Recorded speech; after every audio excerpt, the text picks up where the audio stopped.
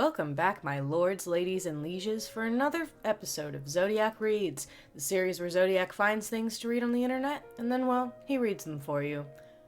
Please do ignore that I am sick today for another reading on r/RPG horror stories. Past me is not sick and will be retelling the tale of invincible NPCs and self-insert characters from a certain DM. I hope you enjoy it, and let's get on with the video, so the sick me does not have to keep talking. DM who loves his self-inserts ignores my request. By user Elite Shadow 69. Alright, so this is going to be a long one. Skip to the TLDR if you don't want to read it. Background info. This is the second campaign with this DM. He only really DMs so I can play every now and then. His last campaign was a modified version of the Storm King's Thunder, featuring enough extra content to get us to level 20. The new final boss was a creature he called an Outer God. This god was supposedly responsible for all creation within this setting, but was also capable of multiversal travel and breaking the fourth wall, talking to us, the players. I really didn't like that, but it only happened once, so I let it slide. Now, on to the current campaign. We agreed not to do any more of his homebrew and just do something from a pre-written module. Except the group couldn't agree. The compromise was we would do a Horde of the Dragon Queen into Rise of Tiamat, but in the Theros setting. This DM said he could make it work. Cool. Now to meet the party. Jewel, Human Circle of Dreams Druid. Alkul, Tiefling Battlesmith Artificer. Verosica, Tiefling Great Old One Warlock.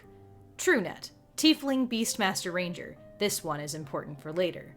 And my character, Cerelia, a fighter, hexblade, multiclass, posing as a human, but is secretly a fallen Aasimar, only she doesn't know what an Aasimar is. Now, important info about Cerelia. In her backstory, her vampire hexblade patron is also her wife, who she hasn't seen in a year. This is the plot point that came into being a problem. So, in about the second session, the party was in the forest, very close to where Cerelia's home was. So I snuck off, unseen, and made my way to my home, where I found my wife missing. No note or any sort of info, just a mysterious symbol I had seen once before. Now it gets complicated. During the week between our sessions, TrueNet's player and I started dating. When talking, we discussed how she wanted our characters to be together as well, but couldn't because Cerelia was married. I devised a plan.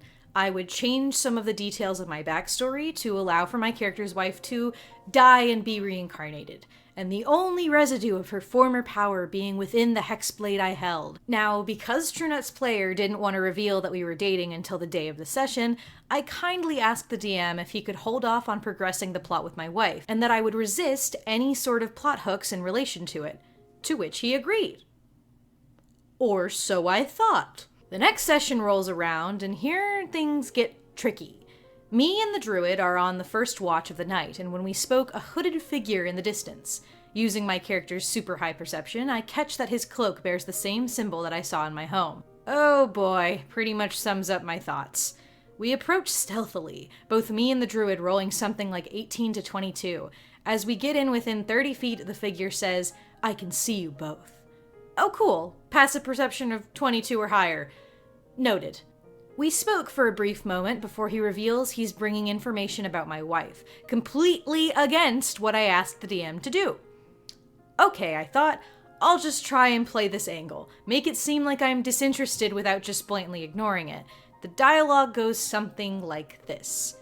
Cerelia, leave. DMPC, no. Insert info about wife here. Failed insight check, Cerelia. I don't believe you. Now leave before I kick your ass. DMPC, I wouldn't do that if I were you. Successful grapple and shove so he's prone and grappled. Cerelia, tie him up, Jewel. Start with the hands. DMPC, rants on about how we shouldn't be doing this. Cerelia, gag him too. DMPC, starts repeating what he'd said before, but telepathically. Oh god, so he's telepathic now as well.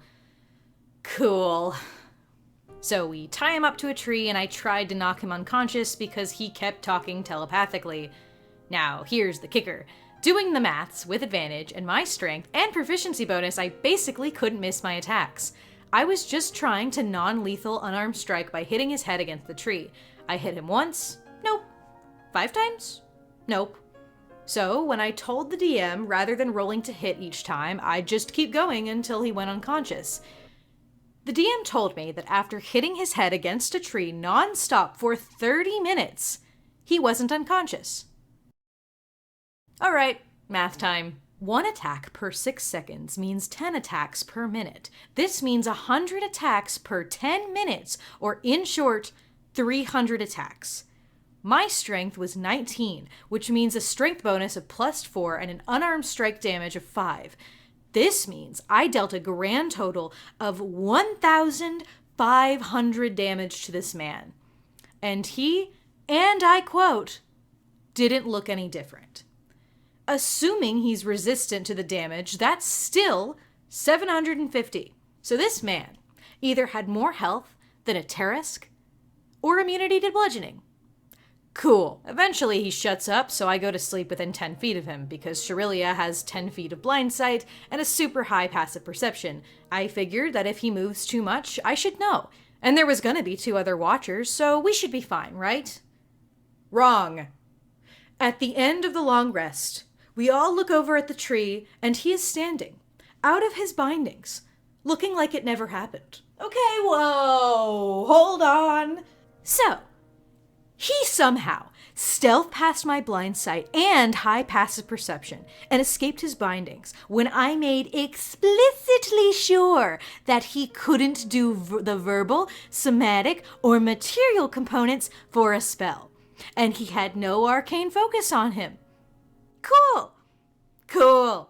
I decided that since he won't shut up and won't leave, Cerelia is going to get into a fit of rage and is going to start cleaving into this guy. She reveals her necrotic shroud for the first time to frighten him. He succeeds the save, of fucking course.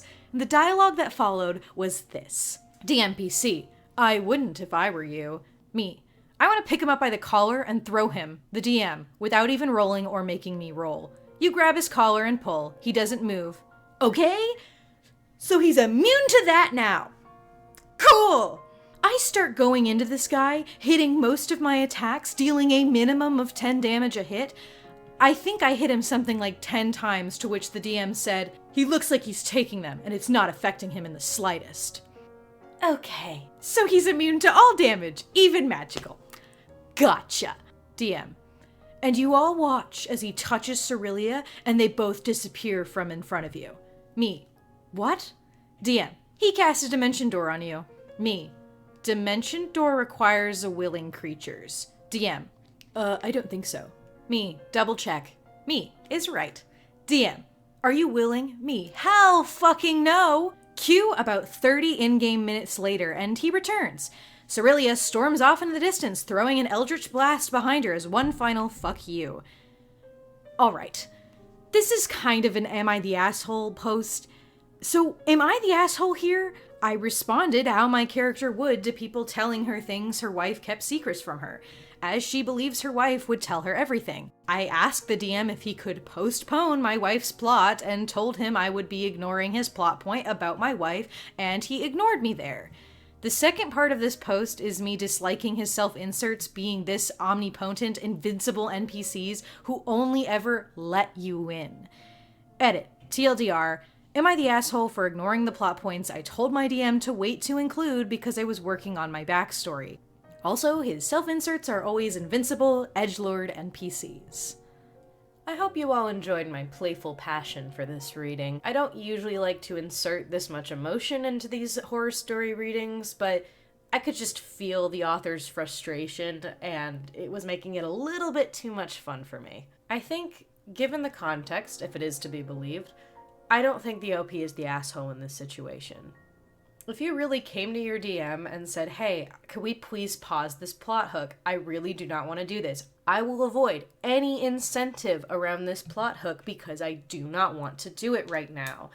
And then he just ignored it and just pushed really, really hard for you to do it to a point where you couldn't even shoot the messenger.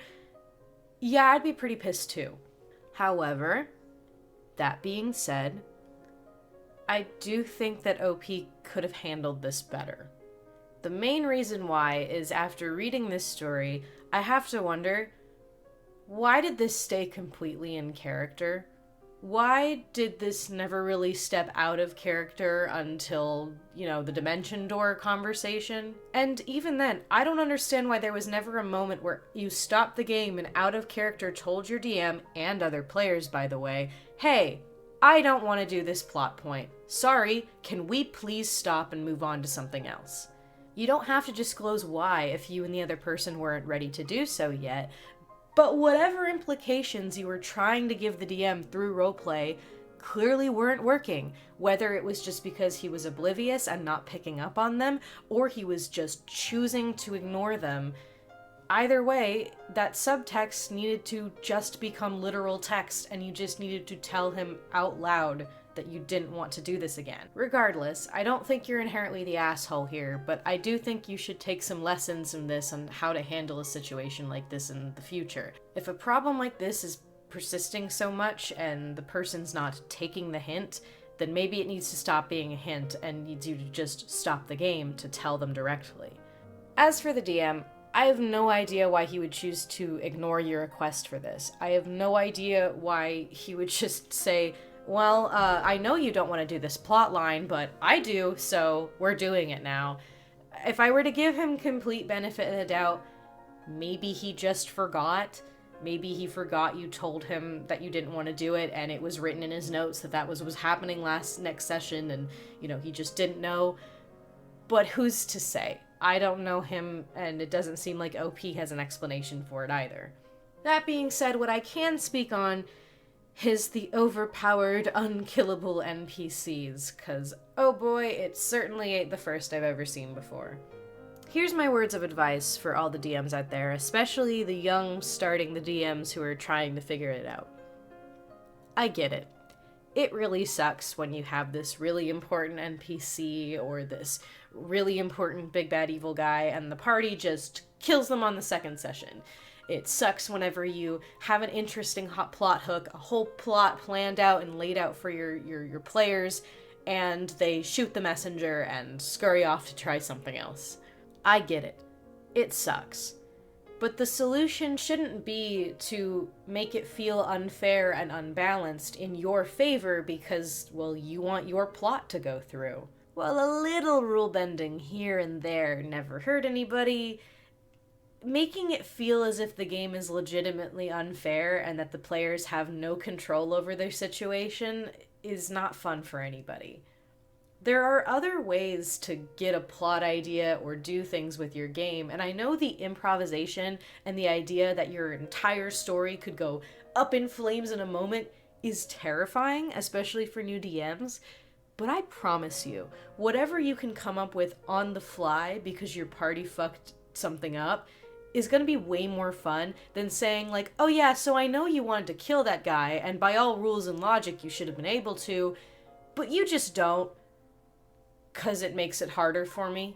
To put it simply, let your players feel like they actually can control the story, and if that control leads them to killing the important quest-giving NPC, instead of becoming afraid that your plot won't happen, just try to think of the other ways the plot might start happening.